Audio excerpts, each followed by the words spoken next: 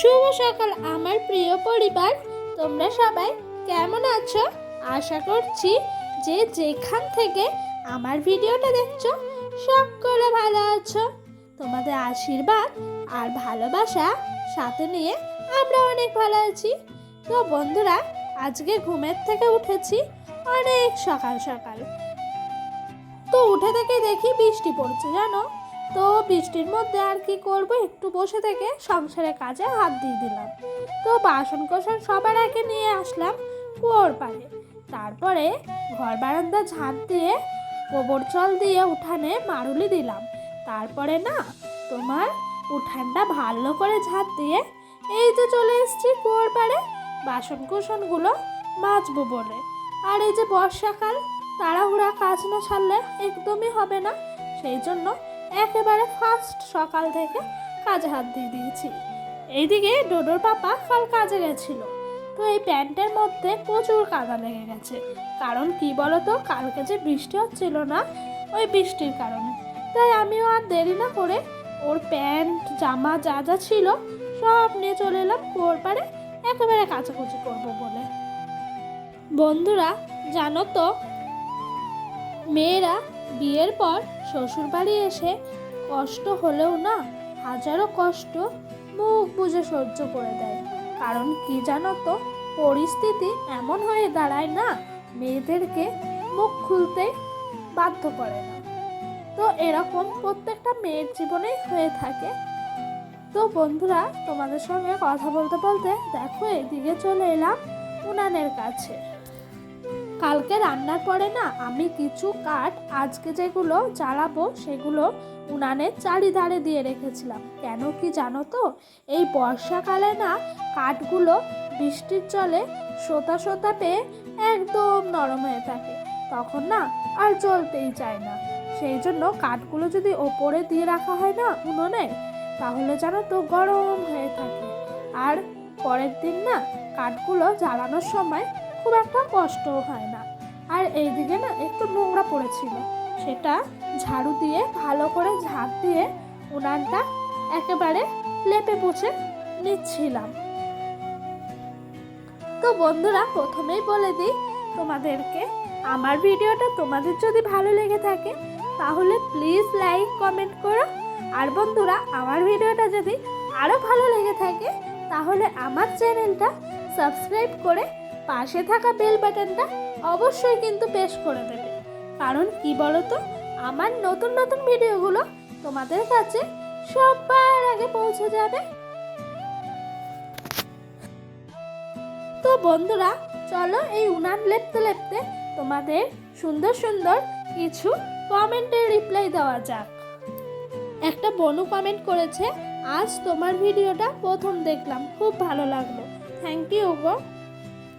এক বনু আমাকে কমেন্ট করেছে, খুব সুন্দর হয়েছে তোমার ভিডিওগুলো আপু, আমি ইন্ডিয়ার আসাম থেকে দেখছি তোমার ভিডিও, থ্যাংক ইউ গো। এক দিদি ভাই বলেছে, তোমার ভিডিওর অপেক্ষায় থাকি প্রতিদিন, তোমার মিষ্টি ভয়েসটার জন্য, সো কিউট। তো থ্যাংক ইউ দিদি ভাই আমার ভিডিওর অপেক্ষায় থাকার জন্য তোমার প্রতিদিন। তো সত্যি আমার মানে কি বলবো, তোমরা এত সুন্দর সুন্দর কমেন্ট করছো, এত ভালোবাসা দিচ্ছ, তোমরা এভাবেই যেন আমার পাশে থেকো গো। তোমাদের ভালোবাসা, তোমাদের সাপোর্ট ছাড়া আমি এত বড় ইউটিউব প্ল্যাটফর্মে কিচ্ছু না গো। তো তোমাদের সঙ্গে কথা বলতে বলতে এদিকে আমার চা বিস্কুট খাওয়া হয়ে গেল, তারপর কিছু সবজি কাটা হলো। তারপরে না আজকে সকালে আমাদের বাড়িতে ফেনা ভাত হয়েছিল, তো আমি একটু আলু সেদ্ধ আর ফেনা ভাত নিয়ে বসে পড়লাম সকালে খাবো বলে। তারপরে জানো তো একটু মিক্সিতে মশলা করে নিয়েছি, কারণ কি বলতো, আজকে আমাদের চিকেন হবে। তো আমি ভাবলাম এই বর্ষার জন্য শিলের ওইখানে বাটবো, বৃষ্টির জলে পুরো ভিজে যাব, মিক্সি যখন আছে একটু মিক্সিতেই মশলা করে নিই। আমরা মিক্সিতে মশলা খুব কম খাই জানো তো, শিলনোড়ায় বাটার যে আলাদাই একটা টেস্ট, তাই না বলো?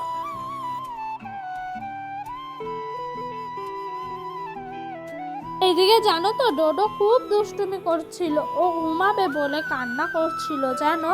ও আজকে উঠেছে আমার সঙ্গে সঙ্গে, আমি তো উঠেছি 5টার সময়, ও ও জানো তো আমার সঙ্গে সঙ্গে উঠে পড়ে। ও ঠিক বুঝতে পেরে যায় যে ওর মাম্মাম ওর কাছ থেকে উঠে পড়ছে। খুব কম ব্যতিক্রম ডোডো শুয়ে থাকে বিছানায় দু একদিন মতো, না হলে প্রত্যেক দিনই না ও উঠে পড়ে আমি ওঠার সাথে সাথে। তো এদিকে মিক্সিটা পরিষ্কার করা হলো, বাটিটা, তারপরে দুধ দিয়ে গেল। তো দুধটা আমি আর দেরি না করে একটু জাল বসিয়ে দিলাম। কেন বলো তো, ডোডোকে না একটু দুধ খাওয়াবো, সকালবেলা খুব একটা ভাত খায়নি। তারপর আজকে আমার শাশুড়ি মা রান্না করেছে, এই দেখো চিকেনটা কেমন টকবক টকবক করে ফুটছে ঝোলটা। সত্যি আজকে চিকেনটা খেতে না খুব টেস্ট হয়েছিল। তো আমাদের বাড়িতে দেখবে বন্ধুরা, রবিবার হলেই বেশিরভাগই চিকেন করা হয়, কিন্তু খুব কমের ভাগ দিন চিকেন ছাড়া হয়। তো এইদিকে রান্না বান্না হয়ে গেছে, আমি কালই কড়াইটা এনে কুয়োর পাড়ে রেখে দিয়েছিলাম। আর এত জোরে বৃষ্টি হয়েছে, আজকে বৃষ্টিটা এসে আমার কাজটা একটু কমিয়ে দিয়েছে। কারণ কি জানো তো, বৃষ্টি এসে না কড়াইয়ের কালিগুলো সব উঠে গেছে, আর হালকা হালকা লেগেছিল, ওইটা না আমি ন্যাতা দিয়ে একটু বুলিয়ে দিলাম আর উঠে গেল। আজকে আর বাইরেটা বালি দিয়ে মাজতে হয়নি, একটু সাবান আর ছোবড়া দিয়ে মেজে উঠে গেছে, কড়াইটা পুরো পরিষ্কার হয়ে গেছে।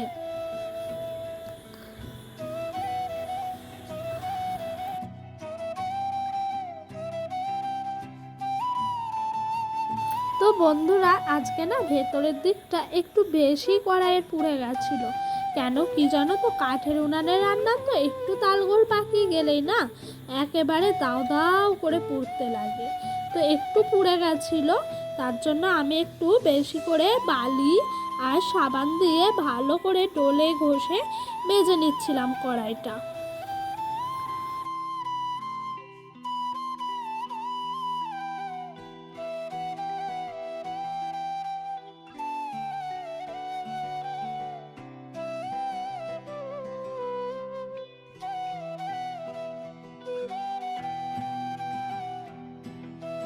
তারপরে এদিকে আমার স্নান টান সব কিছু হয়ে গেছে। তারপরে চলে এলো ঝমঝমিয়ে বৃষ্টি, এত বৃষ্টি কি বলবো।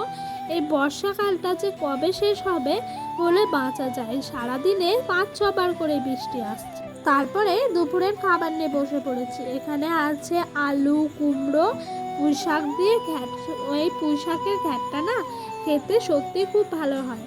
তো আজকে চিকেন হয়েছে বলে পুঁই শাক আর চিকেনই হয়েছে। চিকেনের কালারটা দেখেছো, জাস্ট অসাম, স্পাইসি লাগছিল না চিকেনটা, খেতেও অনেকটা সুন্দর হয়েছিল। আর গরম গরম ধোয়া উঠছে, কাঠের উনানের রান্না তো এমনিতেই টেস্ট হয়। তো এগুলোই আজকে আমাদের দুপুরের খাবার ছিল গো।